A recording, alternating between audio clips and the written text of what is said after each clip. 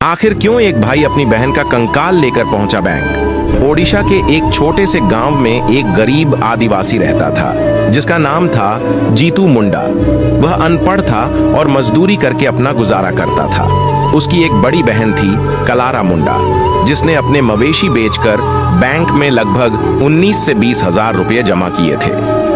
कलारा को उम्मीद थी कि बुरे वक्त में ये पैसे काम आएंगे, लेकिन किस्मत को कुछ और ही मंजूर था। जनवरी के महीने में वह बीमार पड़ी और उसका निधन हो गया।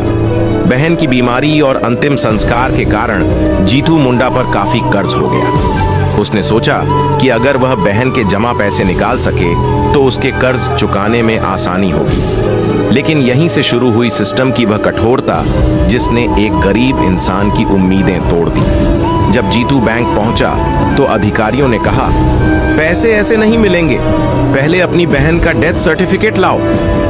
अनपढ़ और भोला भाला जीतू यह नहीं जानता था कि डेथ सर्टिफिकेट क्या होता है और इसे कैसे बनवाया जाता है। उसने अपनी मजबूरी बताई, लेकिन नियमों के आगे उसकी एक नहीं चली। करीब 2 महीने तक वह बैंक के चक्कर लगाता रहा।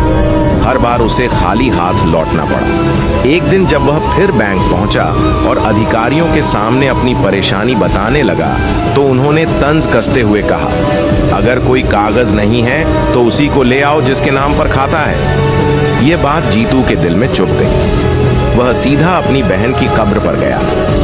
उसने अपने हाथों से कब्र खोदी, बहन का कंकाल निकाला और उसे एक बोरे में भरकर अपने कंधे पर रख लिया। कंधे पर अपनी बहन के कंकाल का बोझ और दिल में सिस्टम के प्रति गुस्सा लिए वह करीब 3 किलोमीटर पैदल चलकर बैंक पहुंचा। रास्ते में लोग उसे हैरानी से देखते रहे, लेकिन उसकी आंखों में सिर्फ एक ही सवाल था, अपने हक का पैसा। वह बैंक पहुंचा और कंकाल को काउंटर पर रख दिया।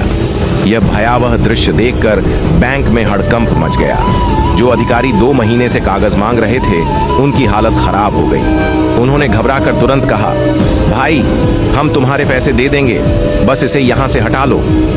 ये कहानी सिर्फ एक घटना नहीं, बल्कि हमारे सिस्टम का एक कड़वा सच भी है। नियम और कानून लोगों की मदद के लिए होते हैं, न कि उन्हें और ज्यादा परेशान करने के लिए। जब इंसानियत नियमों के पीछे दब जाती है, तब एक आम आदमी मजबूरी में ऐसे कदम उठाने पर मजबूर हो जाता है।